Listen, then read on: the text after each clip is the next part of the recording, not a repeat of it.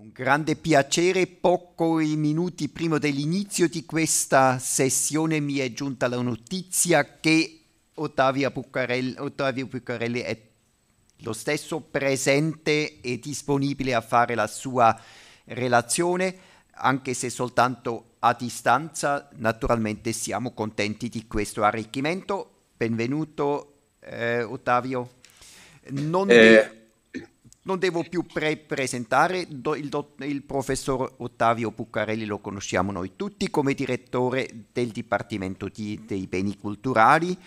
Lui parla su Pelagius in Ambone ascendit Lambone nell'antica Basilica di San Pietro tra narrazione e testi epigrafici. Ottavio, a noi tutti è un grande piacere di darti adesso la parola. Grazie Paul di queste parole, sono contento di essere qui con voi, sia con i colleghi in sala che collegati. Ringrazio te, Andrea Verardi, Roberto Regoli per aver organizzato insieme questa giornata.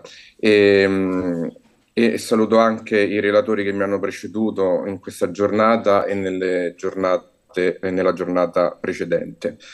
Il mio intervento, come è stato anticipato, ha un carattere puramente materiale, quindi non cercherò di dare una forma ai luoghi della predicazione e non solo dei pontefici tra antichità e medioevo per quello che sarà possibile.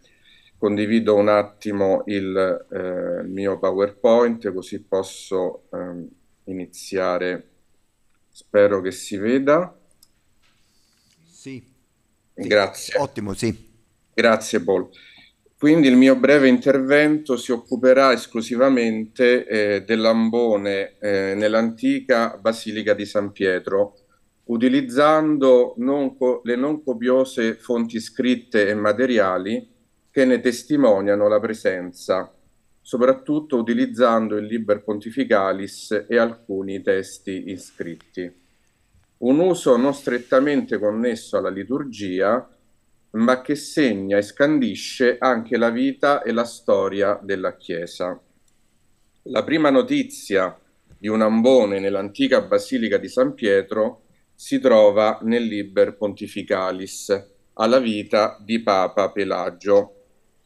Qui Pelagius tenens Evangelia et crucem Domini super caput suum in ambone ascendit, e sic satisfecit cuncto popolo et plebi quia nullum malum peregisset contra vigilium. In questo passo del Liber il biografo papale racconta che il pontefice salì sull'ambone, in ambone ascendit, per fare un voto solenne, durante il quale dichiarava di non essere colpevole delle accuse a lui rivolte, cioè la morte di Papa Vigilio e l'abbandono del Concilio di Calcedonia. Concluse questo atto solenne con la professione di fede, per placare coloro che lo accusavano di essere fuori dall'ortodossia, visto gli eventi appena citati, le accuse appena citate. Il racconto del Liber presuppone quindi l'esistenza dell'ambone nella Basilica Petriana precedentemente al pontificato di Pelagio I, ed è anche la prima testimonianza in assoluto di un ambone a Roma. Il termine ambone compare in Cassiodoro per la prima volta nella lingua latina, in quest'opera di storia ecclesiastica a cui in realtà fece solo Cassiodoro un'introduzione. Un uso tardo rispetto all'Oriente, dove il termine era già in voga nel 407 con Giovanni Crisostomo, e anche rispetto alle interpretationes di Dionigi il Piccolo, del canone XV del Concilio di Laodicea del 364, in cui appunto vengono nominati i termini di ambone. Ancora prima, l'attestazione di questo organismo liturgico così importante per l'annunzio della parola di Dio e l'ammaestramento delle genti è in un'epistola di Cipriano di Cartagine sull'ordinazione di Celerino al ministero di lettore, nella quale sottolinea con gran forza che il pulpitum, che ancora non è ambone ma la funzione è la medesima, è l'unico luogo dove poter leggere i precetti e il Vangelo del Signore, poiché in posizione di rispetto ed elevata, da dove si potrà udire tutto chiaramente. Questa posizione elevata la faceva preferire alla cattedra, nel caso di Sant'Ambrogio, che aveva appunto, per predicare, la preferiva in quanto aveva una voce molto debole, come si legge in alcune opere. Quindi, per ritornare alla Basilica Petriana, dopo Pelagio I abbiamo notizia nell'VIII secolo e specificatamente nella rotonda di Sant'Andrea, dove Giovanni VII fa realizzare un nuovo ambone, Fecit ambone noviter. Un testo iscritto, tradito dalla silloge epigrafica di Einsiedeln, collocato in ambone Santi Petri, come recita il lemma, testimonia qualche decennio dopo il rinnovamento dell'ambone tra 578 e 590, voluto, fecit, da Papa Pelagio II e realizzato, curante, dal Prepositus Secundicerius Giuliano, che faceva parte del clero vaticano. Sebbene questa testimonianza sia interpretata da alcuni autori come un secondo ambone, ma non era ancora il periodo del secondo ambone. Lo stesso testo ricorreva nella perduta epigrafe dell'ambone della chiesa di San Martino ai Monti, realizzato durante il pontificato di Papa Sergio. L'articolata iscrizione che potete vedere a confronto con il manoscritto di Einsiedeln era disposta sui due lati dell'ambone. Il testo epigrafico esplicitava in versi, alle righe 1 e 2, le funzioni di questo particolare mobilio liturgico, la lettura e il canto, sottolineando l'opportunità che le parole divine risuonassero da una posizione elevata, ex alto. Nel testo, in cui si esorta con forza, scandite, i cantori e lettori, cantantes e leggentes, a far risuonare verba superna, è evidente il riferimento ai concetti veterotestamentari espressi dai salmi, che avranno una più puntuale corrispondenza nel Cantantes Domino delle lettere paoline. Così esorta San Paolo nella lettera ai Colossesi: Verbum Christi habitet in vobis abundanter, in omni sapienza docentes et commonentes, psalmis, hymnis, canticis, spiritalibus, in gratia cantantes, in cordis vestris Deo. Successivamente l'ambone dell'antica Basilica Petriana viene menzionato nella vita di Papa Stefano III, sempre nel Liber Pontificalis, in occasione della deposizione dell'antipapa Costantino del 768 e del concilio del 769. Infatti, dopo la deposizione in Laterano dell'antipapa Costantino, lo scrinario Leonzio legge ex alta voce in ambone Beati Petri Basilica la confessione del popolo romano che non si era opposto all'elezione dell'antipapa Costantino.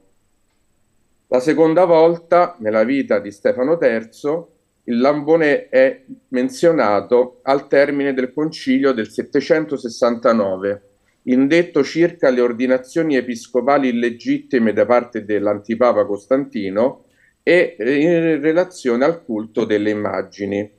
I padri conciliari si recarono processionalmente a piedi nudi, cantando inni e cantici, dal Laterano alla Basilica di San Pietro, dove lo stesso scrinario Leonzio, salito sull'ambone presso la confessione di San Pietro, legge gli atti del concilio. Subito dopo salirono sull'ambone 3 vescovi: Gregorio, vescovo di Selvacandida, Eustrazio, vescovo di Albano, e Teodosio, vescovo di Tibur, Tivoli, per pronunciare un anatema contro quanti avessero trasgredito le norme del concilio stesso. Il 23 dicembre dell'anno 800 Leone III salì sull'ambone di San Pietro abbracciando i Santa Christi Evangelia per proclamare solennemente la sua innocenza circa i crimini di cui era accusato, ingiustamente a quanto pare, di adulterio e spergiuro, e permettere così una serena incoronazione di Carlo Magno, che sarebbe avvenuta dopo qualche giorno nella notte di Natale. Nel IX secolo l'ambone è menzionato ancora nel Liber Pontificalis nella vita di Papa Leone IV, ma come elemento topografico in relazione all'oratorio dedicato alla Madre di Dio, qui ponitur in ambone, presso cui il pontefice donò una vestem. Alla fine del XII secolo si assiste ad un rinnovamento generale dell'arredo liturgico della Basilica Vaticana, testimoniato da alcune iscrizioni tradite dal Codice Marciano di Pietro Sabino. Come si trova nel primo dei due testi epigrafici in esametri leonini, l'ambone fu rinnovato da due esponenti della famiglia dei Cosmati, attivi a Roma e nel Lazio, Lorenzo e il figlio Giacomo, che lavorarono oltre a Roma al portale di Civita Castellana, al portale di Santa Maria di Falleri, al tabernacolo della Basilica dei Santi Apostoli, al pulpito ovviamente di San Pietro, all'ambone di Santa Maria in Araceli e al portale del Sacrospeco di Subiaco. Lorenzo e il figlio Giacomo scolpirono e decorarono con tessere vitree dorate la postazione liturgica Hoc opus ex auro vitris.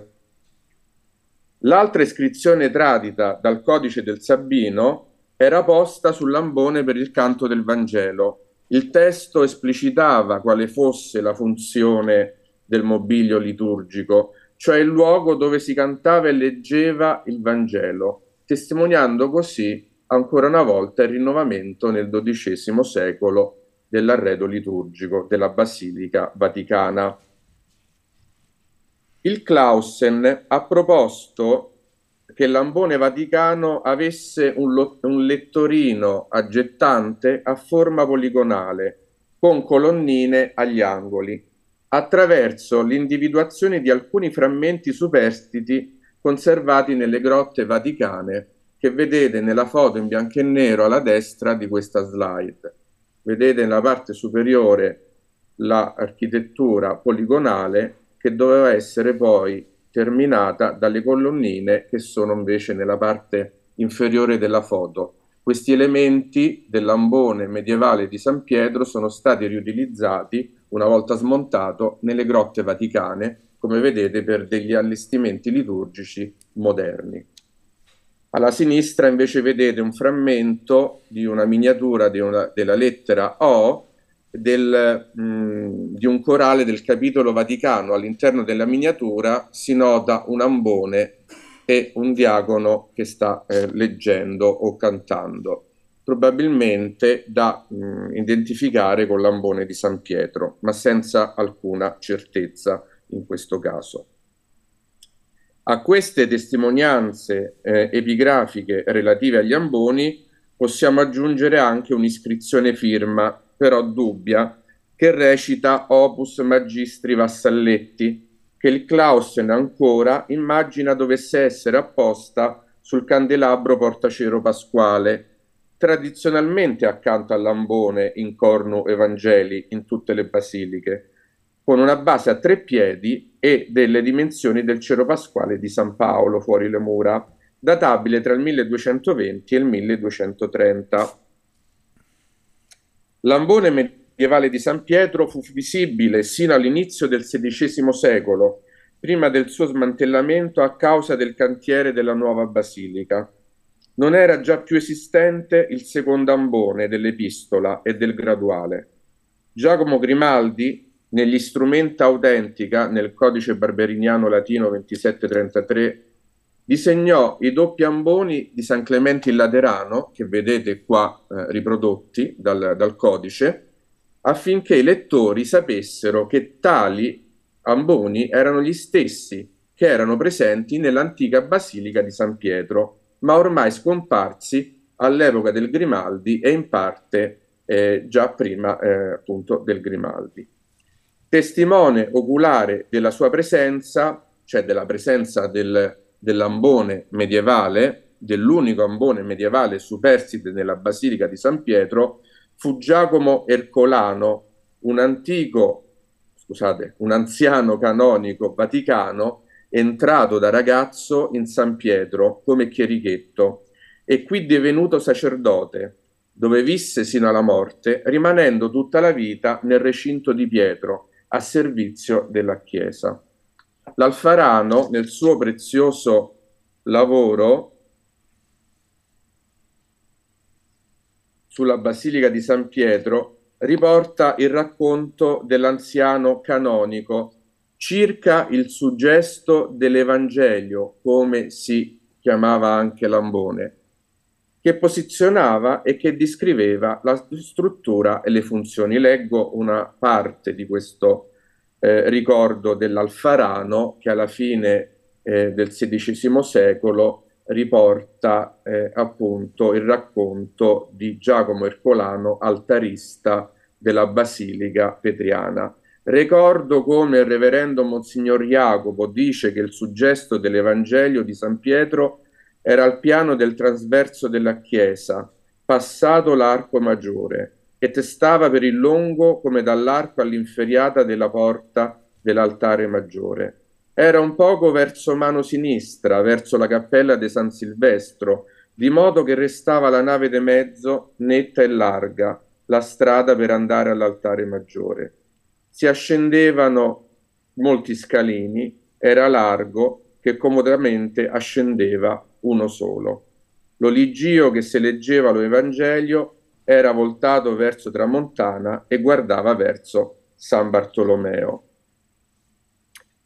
L'ambone di San Pietro quindi era, secondo queste indicazioni che sono state poi riprese dall'Alfarano nella sua celebre pianta dell'antico San Pietro durante il cantiere della nuova San Pietro, come si può vedere in questo chiaroscuro dove il nero della pianta è l'antica basilica costantiniana e medievale, mentre in chiaro è il cantiere che avanza della nuova basilica. L'ambone di San Pietro era ubicato all'inizio del transetto meridionale, lo potete vedere evidenziato dal cerchio rosso al numero 7, mentre al numero 6 questo tripode, questa forma trilobata rimanda alla base del cero pasquale.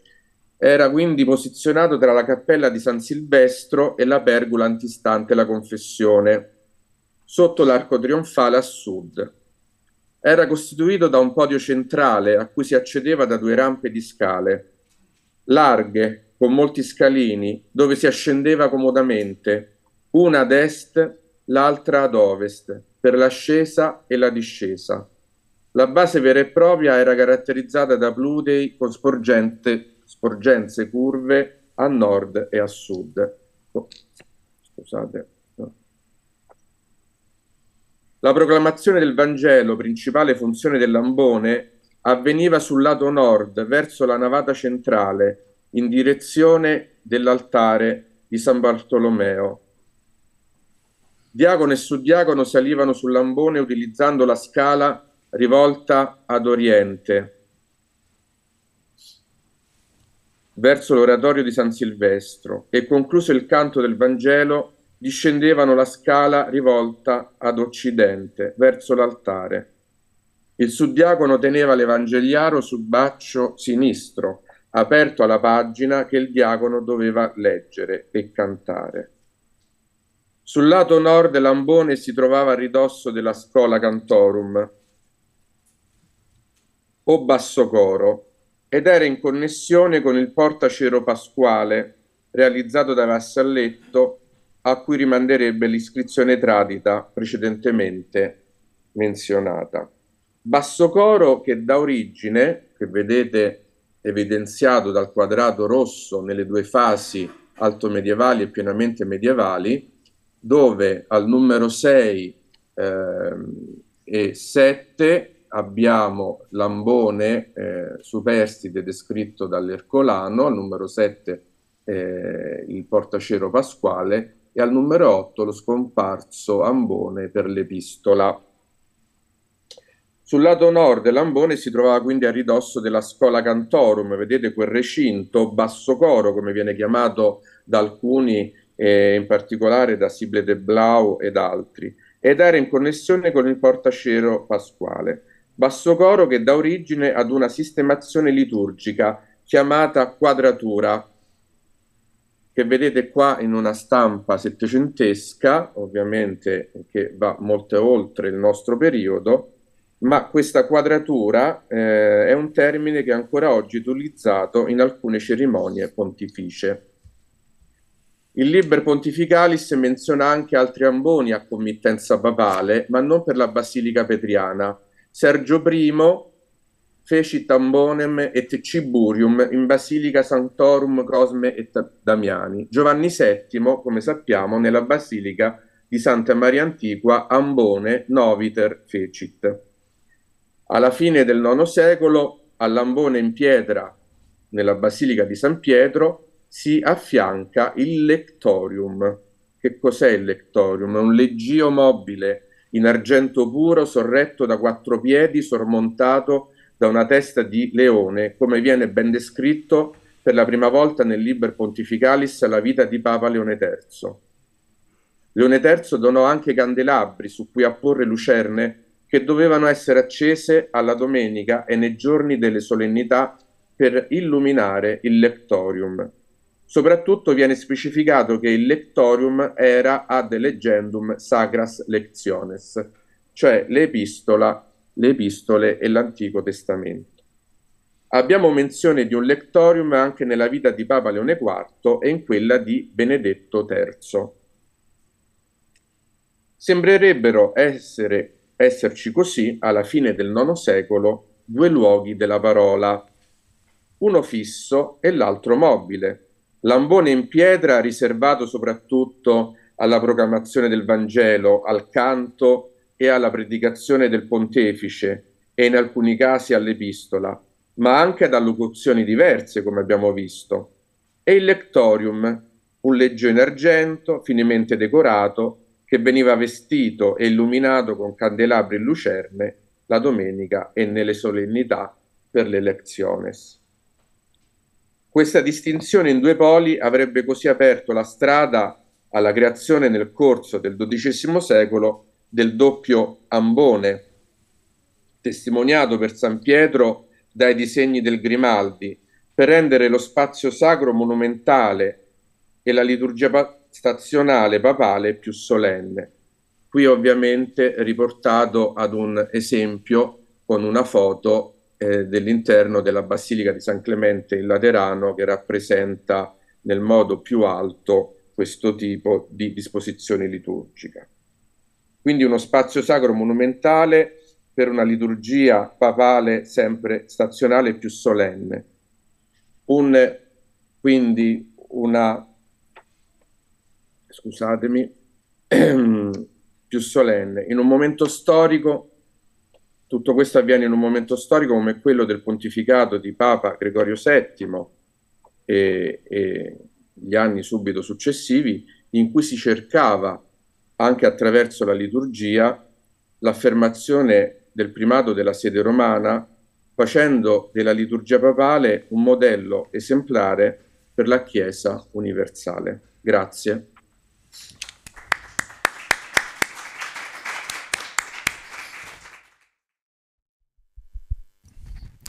Per me particolarmente un onore introdurre brevemente, perché non ha bisogno di presentazioni, la professoressa Nicole Berriou, che ci onora della sua presenza e che terrà le conclusioni della nostra lunga giornata di studio. Attualmente Nicole Berriou, che è una dei massimi esperti sulla predicazione medievale e alla quale personalmente sono debitore per essermi interessato a questo tipo di documentazione, avendola conosciuta nel 2010 all'interno di un corso su exégèse et prédication au Moyen Âge all'École pratique des hautes études, dove è stata direttrice di ricerca dal 2011 al 2014, se non ricordo male, e ha insegnato all'Università di Lione ed è anche direttrice, è stata direttrice dal 2011 al 2014 dell'Institut de Recherche d'Histoire du Texte, di cui è anche direttrice emerita attualmente, è autrice di numerose pubblicazioni, lo abbiamo visto anche nel corso delle conferenze di questi giorni, che sono state spesso citate come opere di riferimento per gli studi sulla predicazione, ed è direttrice della Revue Mabillon. Ed è ancora membro emerito dell'École pratique des hautes études, e quindi noi la ringraziamo particolarmente per essere stata qui con noi e per questa 2 giorni condivisa, e le lascio la parola per le conclusioni. Grazie. Allora, chiedo scusa prima di tutto perché non parlo italiano, lo faccio in francese. Ho potuto ascoltare le relazioni anche in inglese, ma per me è un po' difficile di preparare le conclusioni in italiano così bruttamente. Allora, tento di parlare lentamente. Je voudrais d'abord remercier et féliciter Andrea Verardi pour l'initiative qu'il a prise de cette rencontre internationale. Le sujet qu'il a proposé semble évident maintenant qu'il a été proposé. Et en effet, je crois qu'il faut dire que les papes assurant la succession apostolique après Pierre ont évidemment la mission de paître les brebis, et ceci signifie qu'ils doivent le faire par l'action bien sûr, mais par la parole également. Et je dirais que Pierre a montré l'exemple, puisque dans les Actes, on nous montre que lui-même prêchait. Je ne sais s'il y a des sermons des papes qui commentent particulièrement les prédications de Pierre, mais ce serait intéressant de le vérifier. En tout cas, il est certain que Pierre est un exemple, bien sûr, et pourtant, ce sujet, me semble-t-il, a été largement délaissé depuis que l'on s'intéresse de manière plus systématique à la prédication, c'est-à-dire, comme le rappelait Andrea dans son introduction, en gros depuis les années 70 du siècle dernier. Il y a eu une initiative dans le cadre d'un travail collectif au Canada, Religious Roles of the Papacy, entre 1150 et 1300. Donc évidemment, on ne pouvait pas échapper à la réflexion sur la prédication, mais c'est un aspect tout à fait secondaire dans les actes de ce colloque qui ont été publiés en 1989. Et nous avons compris, dans le cadre de cette rencontre, que finalement, celui qui reprend le flambeau aujourd'hui, en dehors d'Andrea, c'est aussi Christian Grasso qui nous a parlé ce matin de la prédication dans cette même période, 12e, 13e siècle, qui est évidemment un moment de manifestation très forte, mais sur lequel on n'avait pas beaucoup réfléchi avant tout ce qu'il nous a présenté ce matin, notamment sur Innocent III et Honorius III. Donc je crois que cette initiative arrive à un très bon moment pour remplir une case dans l'histoire de la prédication qui était quand même largement délaissée.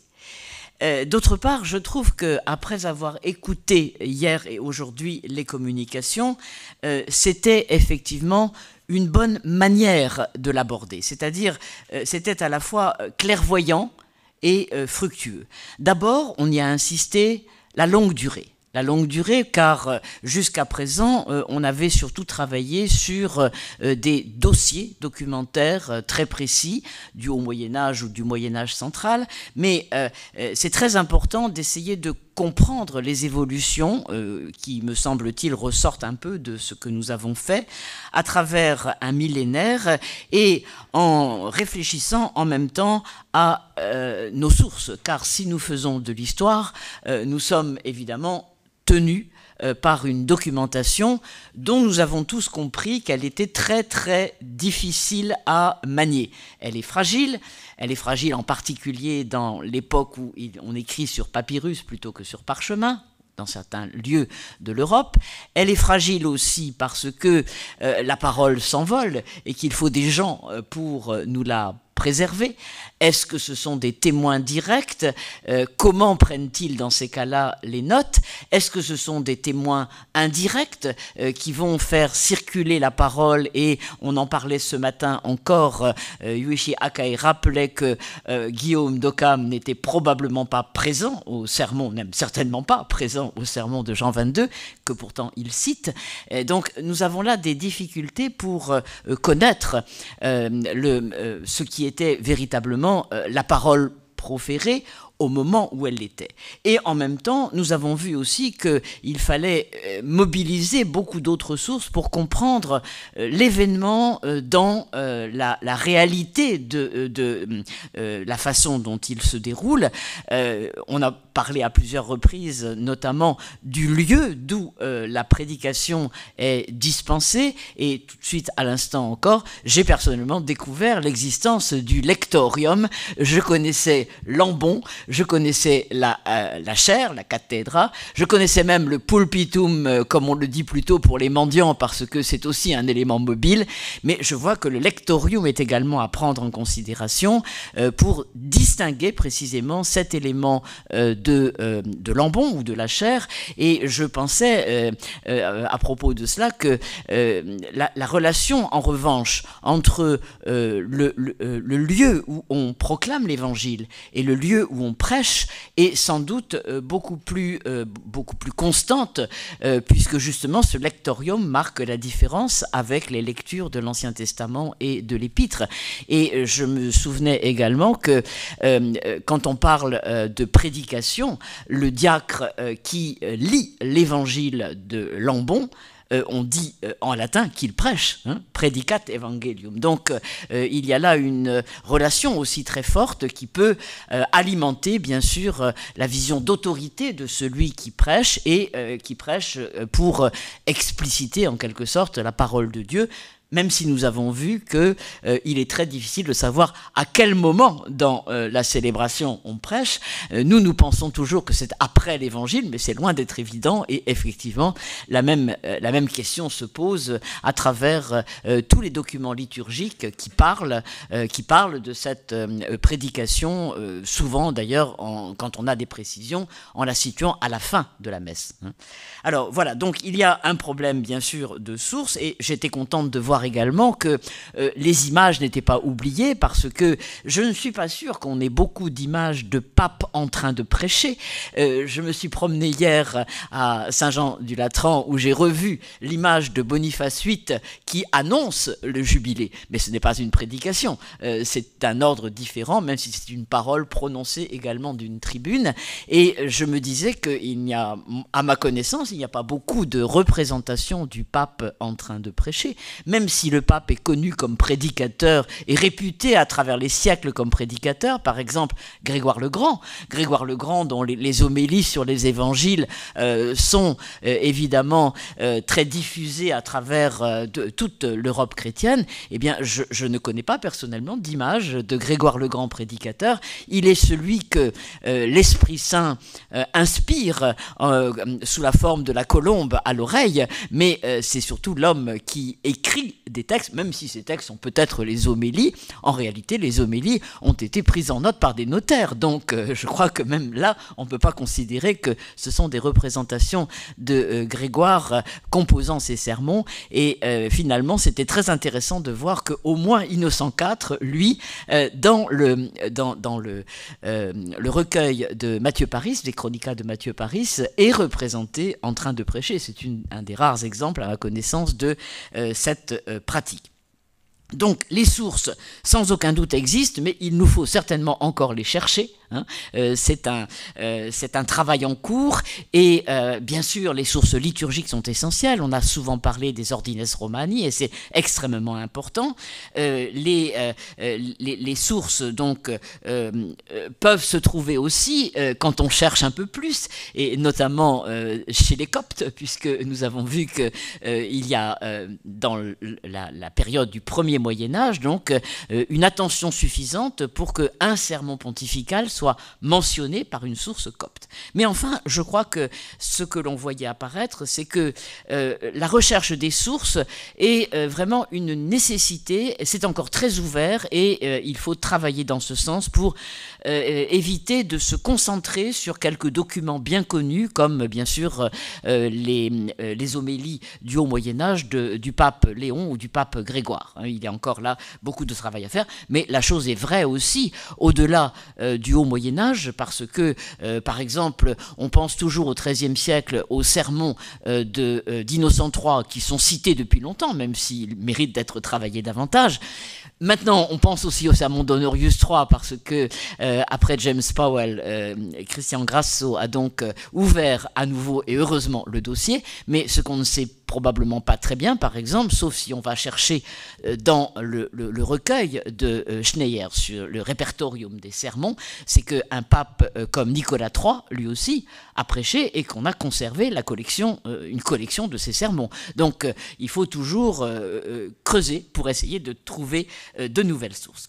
En tout cas, je pense que c'était une très très bonne idée de garder donc cette perspective de la longue durée et des sources.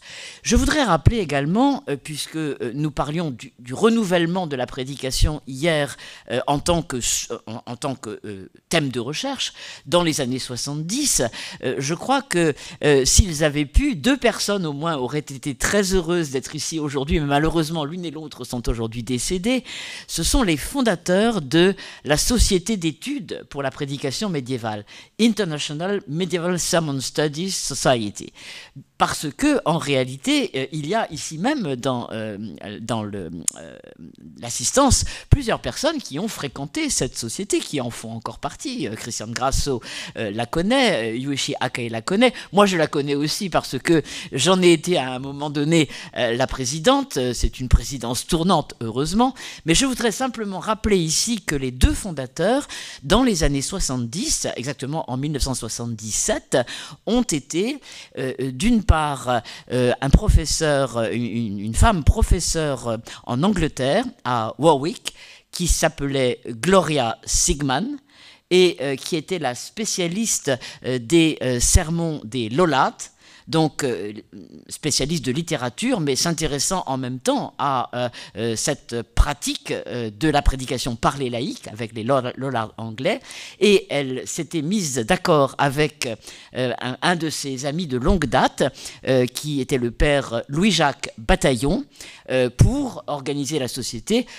Lui qu'on ne présente pas, mais je rappelle simplement que dans le cadre de la commission léonine, sa mission particulière était de travailler sur les sermons de Thomas d'Aquin.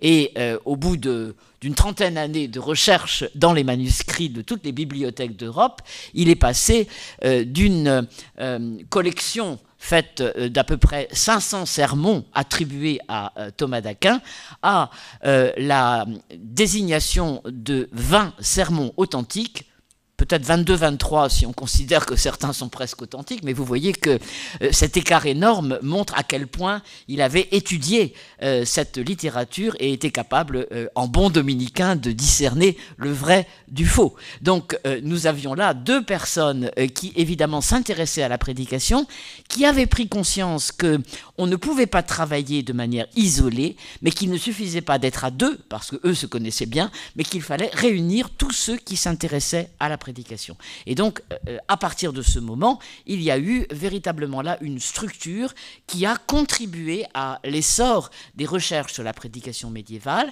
qui a donné lieu, bien sûr, à la transmission écrite par une revue, un journal, Medieval Sermon Studies, et également qui a assuré ce que nous avons fait dans ces 2 derniers jours, c'est-à-dire la rencontre entre les spécialistes du sujet par des réunions tous les 2 ans qui continuent jusqu'à aujourd'hui.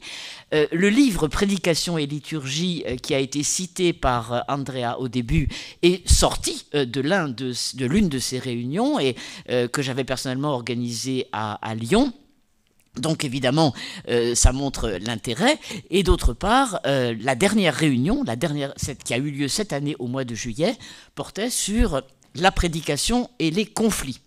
Et ceci nous montre aussi que l'un des centres d'intérêt de l'étude de la prédication, c'est de l'inscrire dans la vie culturelle, bien sûr, mais aussi sociale, voire politique, et de montrer que la prédication, comme cela d'ailleurs aussi a été dit dans notre réunion, que la prédication fait partie de l'histoire complètement et que précisément à l'époque médiévale, elle contribue à la constitution des rapports entre les hommes et aussi à la façon dont leur esprit va être alimenté en quelque sorte par tous ces gens qui portent la parole bien sûr issue même d'une réflexion sur la parole de Dieu. Donc je pense que puisqu'ils ne sont plus là, il était important de rappeler que là où ils sont sûrement, je ne sais pas s'ils voient déjà Dieu dans la béatitude, mais en tout cas ils sont sûrement très heureux de voir que ce qu'ils ont semé continue à produire des fruits.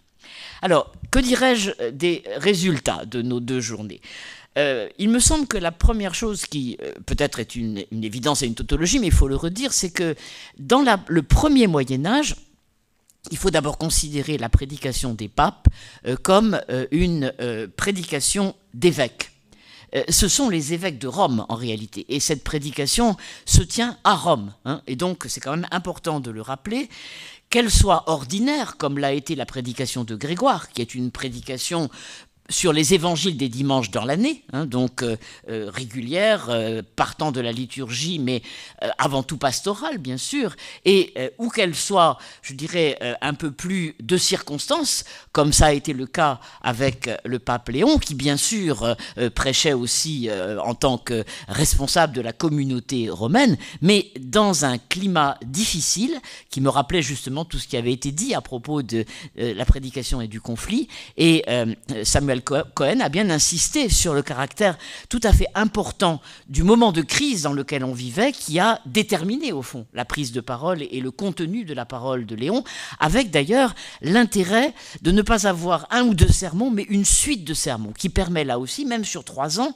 de voir un peu comment les choses mûrissent, évoluent, se transforment, dans la perspective quand même toujours de constituer, comme il l'a expliqué, une communauté. Donc, de ce point de vue, je crois qu'il faut y insister, c'est vraiment une prédication épiscopale, une prédication qui, d'autre part, aussi doit nous garder en perspective, en dehors de la liturgie stationnale, qui est évidemment le moment clé où le pape se déplace et intervient dans telle ou telle église, c'est sa prérogative en quelque sorte, mais le reste du temps, il doit y avoir une prédication presbytérale. Alors, on nous dit toujours que les prêtres étaient incapables de prêcher parce que les prêtres n'avaient pas de formation intellectuelle. Mais je crois que l'image est un peu simpliste, qu'il faut varier selon le temps. Et en tout cas, je pense que c'est une question permanente. Cette question de la relation entre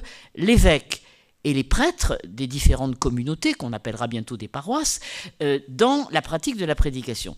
J'ai été frappé, je le disais d'ailleurs in petto à Andrea, que encore au XIIIe siècle, dans le cadre de la prédication épiscopale, le problème se pose de la concurrence avec les prêtres, du fait que la prédication ordinaire dans les petites communautés à l'intérieur de la ville, c'est une prédication qui doit être assurée par les prêtres de paroisse, éventuellement éventuellement au XIIIe siècle, on invite aussi des frères mendiants, hein, quand on s'entend bien avec eux, mais par contre, l'évêque a du mal à s'affirmer dans l'ensemble de la communauté urbaine, parce que les pouvoirs en place sont plutôt les moines et les chanoines. Ce sont eux qui en réalité nomment les prêtres, etc. Et donc, ce que j'avais remarqué en étudiant la prédication de l'archevêque de Pise, Federico Visconti, c'est que le moyen qu'il avait trouvé de marquer sa présence dans la ville, et donc d'assurer aussi cette vision communautaire dont nous avons parlé pour le Moyen-Âge, eh bien, c'était précisément d'aller prêcher dans les paroisses une fois par an, le jour de la fête du Saint. La fête du saint patron auquel était dédiée l'Église. Et donc on voit ici aussi que c'est une question qu'il faut garder en tête de la relation entre le pouvoir épiscopal tel qu'il existe et tel qu'il est exercé, et puis la réalité concrète de toutes ces petites communautés qui ont chacune leur manière de vivre. Donc, je crois bien sûr que ce qui resterait maintenant à faire, parce que ça a été souvent souligné, c'est de voir si il est intéressant de comparer ce qu'on sait de la prédication des évêques dans d'autres sièges épiscopaux. On a évoqué, bien sûr, Augustin, on a évoqué Maxime de Turin et d'autres, mais effectivement, élargir la recherche de Rome vers l'ensemble des sièges épiscopaux du Haut Moyen-Âge pourrait peut-être donner quelques éclairages supplémentaires. Et quant à Rome, il me semble quand même que en dehors de la communauté qui réside à Rome, hein, des habitants de Rome, le rayonnement de la présence pontificale dans le reste du monde chrétien, en quelque sorte, fonctionne beaucoup plus à travers le pèlerinage. Le pèlerinage qui est l'occasion de venir vénérer les reliques, mais pour autant peut-être pas d'entendre prêcher le pape. Je crois qu'on est dans un monde différent, et les mirabilia de Rome qui ressortent ensuite au XIIe siècle sont un peu dans cette continuité. Il y a donc cela, et puis probablement, dans l'autre sens, il y a une présence du pape qui passe plus par l'écrit que par la parole, c'est-à-dire à travers les lettres qui sont envoyées un peu partout en chrétienté. Certes, ça va se multiplier au cours du millénaire suivant, mais David d'Avray a montré dans ses derniers travaux combien le travail de circulation des lettres pontificales a été essentiel dès le Haut Moyen-Âge. Donc je crois que c'est en tout cas un point sur lequel on pourrait continuer à réfléchir. Alors bien sûr, j'évoquais justement le deuxième millénaire, il y a un tournant que nous connaissons tous et qu'on doit observer pour la prédication, comme on l'observe pour la plupart des événements de l'histoire de l'Église vus du point de vue pontifical, c'est bien sûr le tournant du XIe siècle dans lequel le pouvoir pontifical petit à petit va être construit, va être élaboré de façon à montrer qu'il a à la fois, en effet, comme nous disait le titre, la fonction de guider et d'éduquer. Avec peut-être une tendance globale sur le XIe, XIIIe siècle à glisser de plus en plus vers le premier terme de la distinction, c'est-à-dire il est celui qui guide, il est le pastor, mais à la tête de l'ensemble de l'Église. Quoi qu'il en soit, ce qui change aussi, c'est que le pape sort de plus en plus de Rome. C'est qu'autant il était vraiment avant tout évêque de Rome dans le premier millénaire, autant maintenant il circule, il est itinérant, et on a calculé, bon, non seulement au XIIe et XIIIe, il fuit Rome à cause du mauvais temps, notamment l'été, donc ils vont dans des villégiatures plus agréables en Italie, mais dès le XIe siècle, il y a des papes, Léon IX par exemple, déjà passe plus de temps en dehors de Rome que dans Rome même, milieu du XIe siècle. Et ces papes itinérants vont évidemment affirmer de cette manière leur présence dans la chrétienté, avec en particulier à la fin du XIe siècle un moment très particulier qui est celui du voyage du pape Urbain II, 1095, car il vient présider un concile d'évêques à Clermont, et à la fin du concile, il prêche. C'est peut-être là qu'on a vraiment le moment où ressort la prédication pontificale, qui est une prédication non pas adressée seulement aux évêques réunis en concile, mais aux évêques et aux laïcs. Donc elle a dû se faire même probablement sur le champ, en dehors d'un édifice ecclésiastique. Et comme vous le savez, c'est à ce moment-là que le pape propose un engagement général de la chrétienté pour aller délivrer les frères grecs qui sont menacés par la progression des Turcs en Orient, et qu'il organise ce qu'on appellera plus tard donc la première croisade.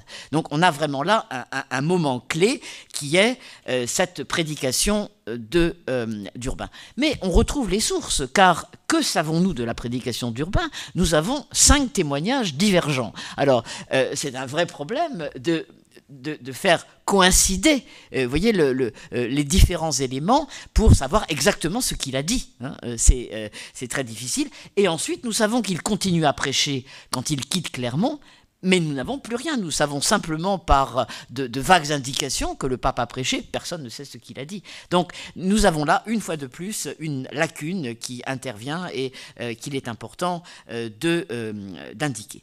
En revanche, la prédication en concile, qui a été celle d'Urbain II à Clermont, c'était la fin du concile et il y avait aussi bien sûr des laïcs présents, mais cette prédication en concile devient une réalité nouvelle qui peut être suivie sur le XIIe et le XIIIe siècle. Les conciles de Latran sont des conciles dans lesquels on sait que le pape prêche.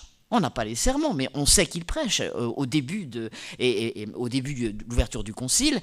On a quelquefois quelques traces, notamment pour le concile de Latran III, et puis bien sûr, on a les prédications du pape Innocent III, qui est un prédicateur né, qui a été formé en plus à la théologie de Pierre Le Chantre à Paris, et qui donc prêche naturellement pendant le concile, et qui même après le concile va continuer à prêcher pour cette fois mettre en œuvre son grand projet, à côté du projet de réforme de l'Église, son grand projet de croisade, et il meurt d'ailleurs au cours de cette mission qu'a étudié Monseigneur Maccarone, et là on a véritablement l'attestation de l'engagement du pape dans la prédication de croisade. Alors, prédication en concile, prédication de croisade, ça continue au XIIIe siècle. Ça continue au XIIIe siècle, où après Innocent III, Innocent IV, nous avons vu l'image de Matthieu Paris, prêche également, hein, et d'autre part, concernant la croisade, s'ils ne prêchent pas directement comme Innocent III, ils organisent et ils pilotent en quelque sorte tous les prédicateurs qui vont prêcher, et l'exemple le plus patent, c'est celui bien sûr d'Honorius III, hein, qui organise une véritable prédication pontificale pour lancer la croisade. Donc la croisade reste un problème important dans lequel le pape s'investit, mais évidemment au XIIIe siècle aussi, la réforme universelle de l'Église continue à se déployer dans les différents conciles, et les papes continuent également donc à la promouvoir, et nous avons vu ici, à travers ce que nous disait Christian Grasso, qu'il y a non seulement donc une régularité de la prédication, mais aussi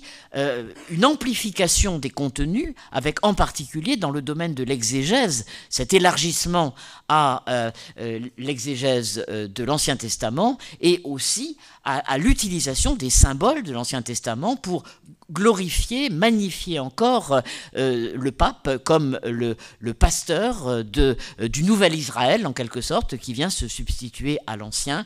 Et là aussi, on passe de la parole à la mise en scène, parce que nous avons vu qu'il y a différents éléments à prendre en compte qui sont vraiment de l'ordre de la mise en scène des prises de parole. Je me suis demandé à ce sujet si il ne serait pas aussi intéressant de regarder parmi les occasions de prédication ce qu'il en est du jour liturgique particulier de la chaire de Saint-Pierre. Parce que je ne sais pas de quand date la fête liturgique de la chaire de Saint-Pierre, mais j'avais constaté qu'elle est très importante pour Innocent III, et c'est aussi le jour de la fête de la chaire de Saint-Pierre que Boniface VIII annonce solennellement le jubilé qui a commencé quelques mois avant.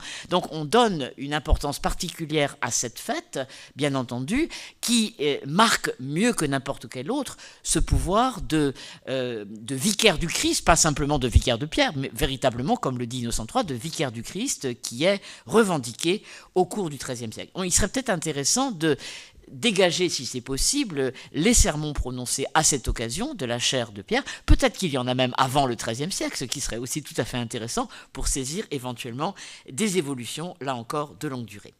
Et une autre chose qui me frappe, c'est que dans le concile de Latran IV, nous avons une disposition inspiré par le pape. On sait qu'il a été très conseillé avant le concile, il a fait faire des enquêtes, il a discuté dans la curie, mais c'est lui qui a pris les décisions, c'est lui qui les a largement formulées à l'aide de sa formation théologique personnelle et juridique personnelle.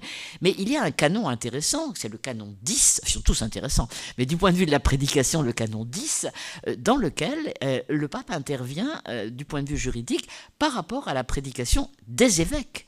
Il reconnaît que les évêques ne sont pas capables de prêcher ou n'ont pas le temps de prêcher, en tout cas qu'ils ne prêchent pas comme il faudrait et pas suffisamment, et il leur demande, c'est une législation, donc il y a une valeur d'autorité dans ce texte, il leur demande de s'adjoindre des coadjuteurs qui feront ce travail de prédication et de confession. Alors, on a dit, c'était l'annonce des frères mendiants.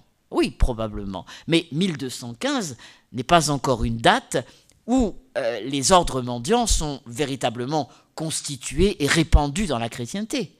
Et nous voyons que, par exemple, les évêques ont probablement choisi de s'adjoindre, quand ils étaient convaincus par cette législation concernant leur propre mission, ils se sont adjoints probablement des gens du clergé séculier. Par exemple, j'ai constaté récemment que dans la ville de Cambrai, l'évêque de Cambrai, dans les années 1230, nous sommes au nord de Paris, dans la province ecclésiastique de Reims, l'évêque de Cambrai est un grand maître parisien qui s'appelle Guillard de Lans, qui a donc fait ses études à Paris. Eh bien, il choisit comme chanoine à Cambrai Robert de Sorbon. Robert de Sorbon qui devient donc en quelque sorte associé au pouvoir épiscopal à Cambrai, et ce même Robert de Sorbon, dans un sermon, déclare qu'il a été le pénitencier de Guillard de Lans. Le pénitencier, c'est-à-dire en fait probablement celui qui assume non seulement le devoir de confession des péchés réservés, mais aussi probablement, car Robert de Sorbon a été formé à cela, la prédication. Il faut s'interroger finalement sur la façon dont on a réalisé cette distribution du devoir épiscopal parmi les proches des papes, des évêques, que pouvaient être soit le clergé séculier, soit de plus en plus, bien sûr, les ordres mendiants. Donc c'est aussi une question qui mériterait certainement d'être prolongée. Et alors enfin, au-delà de ce grand tournant qui nous mène du XIe au XIIIe siècle, il y a peut-être une dernière chose à évoquer pour terminer, c'est que le pape n'est pas seul, que le pape est entouré d'une curie. Et nous avons vu comment, dès le XIIe siècle, la curie est aussi associée à ces devoirs pontificaux, d'un point de vue culturel, mais même, je dirais, d'un point de vue de la prédication, avec notamment ce cardinal à la fin du XIIe, d'Albano, qui a mission de prêcher. Et plus le temps passe, et plus cet environnement des cardinaux prend de la place, il prend tournure. Et donc, on peut se demander si les cardinaux ne sont pas de plus en plus étroitement associés au pape aussi pour la prédication. Je pense à la prédication à Avignon en particulier, car nous avons là des traces, nous avons des sources, et nous voyons que quelqu'un qui va devenir pape sous le nom de Clément VI, qui est Pierre Roger. Pierre Roger, quand il est cardinal, il prêche. Nous avons ces sermons. Et donc, c'est un monde différent, naturellement. C'est une prédication qui est davantage prédication de cours, prédication recherchée aussi, qui va développer le sermo modernus dont nous a parlé Yoshi Akae avec beaucoup de raffinement, en citant les pères de l'Église, etc. Mais malgré tout, c'est une communauté de prédication qui est là en place et qui a de l'importance et qui crée de la continuité quand le cardinal devient pape. Quand Clément VI devient pape, il continue à prêcher. Nous avons des sermons de lui, sermons à la curie, et parmi lesquels au moins un, voire deux sermons de croisade, car la question de la croisade, même si c'est en difficulté, reste à l'ordre du jour en plein XIVe siècle. Et donc finalement, cette curie doit être aussi, je crois, prise en compte, d'autant plus que après l'épisode d'Avignon et après le schisme, quand la papauté s'installe à Rome à nouveau avec Nicolas V, eh bien il y a un renouveau de la prédication à la curie pontificale, et ce renouveau de la prédication se fait à partir du modèle culturel en train de se développer, qui est le modèle humaniste. On change complètement les règles de prédication, on se met à prêcher en utilisant le modèle de l'Antiquité, du discours cicéronien, et donc on a aussi une prédication qui cherche beaucoup plus à émouvoir par le langage que ce n'était le cas avec la rationalité du XIIe et du XIIIe siècle. Et tout cela, on a bien sûr un peu oublié les choses aussi longtemps qu'on faisait de la Renaissance l'affaire de Dante, si vous voulez, au plus lointain, mais surtout de Pétrarque. Mais en réalité, à l'intérieur de la curie, c'est un phénomène extrêmement important et qui va perdurer pendant le XVe siècle. Donc il y a là une autre façon d'aborder la prédication pontificale, en l'associant en quelque sorte à ce qui a pu se faire dans le cadre de la curie pontificale. Alors bien sûr, ça c'est un milieu du coup qui peut être un milieu clos, mais on peut se poser la question à propos déjà de Jean XXII. D'ailleurs, je crois que Yuichi Akai posait la question de savoir où étaient prêchés les sermons de Jean XXII. Est-ce qu'ils étaient prêchés à la chapelle pontificale dans le palais d'Avignon, ou est-ce qu'ils étaient prêchés à la cathédrale? À partir du moment où ils sont faits en latin, on a aussi tendance à penser qu'ils s'adressent à un milieu un peu sélectif, et donc c'est au moins une question qui reste à poser. Donc vous voyez, il y a quelques ouvertures importantes, bien sûr, qui apparaissent d'emblée et pour lesquelles nous avons été très très heureux de suivre ces deux journées donc sur la prédication pontificale. Je crois que c'est une ouverture et j'espère que cela donnera l'idée à d'autres de creuser davantage les sources pour alimenter encore un peu plus ce courant qui a été ouvert aujourd'hui. Et je vous remercie beaucoup de votre attention.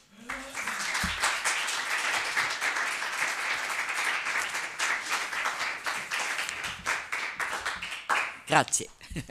Grazie mille veramente per questa riflessione profondissima che ha aperto prospettive di ricerca importanti, no? Cioè considerare sempre il Papa, ma anche per la predicazione considerare nel primo millennio chi lo aiuta, quindi il rapporto con i presbiteri, poi la curia, i cardinali, cercare di allargare, no?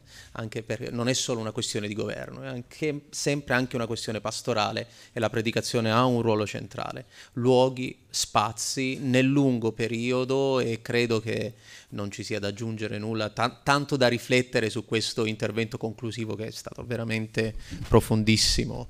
E quindi io ringrazio veramente tutti voi, i relatori, i partecipanti, ancora una volta Madame Beriou per il suo intervento, e grazie.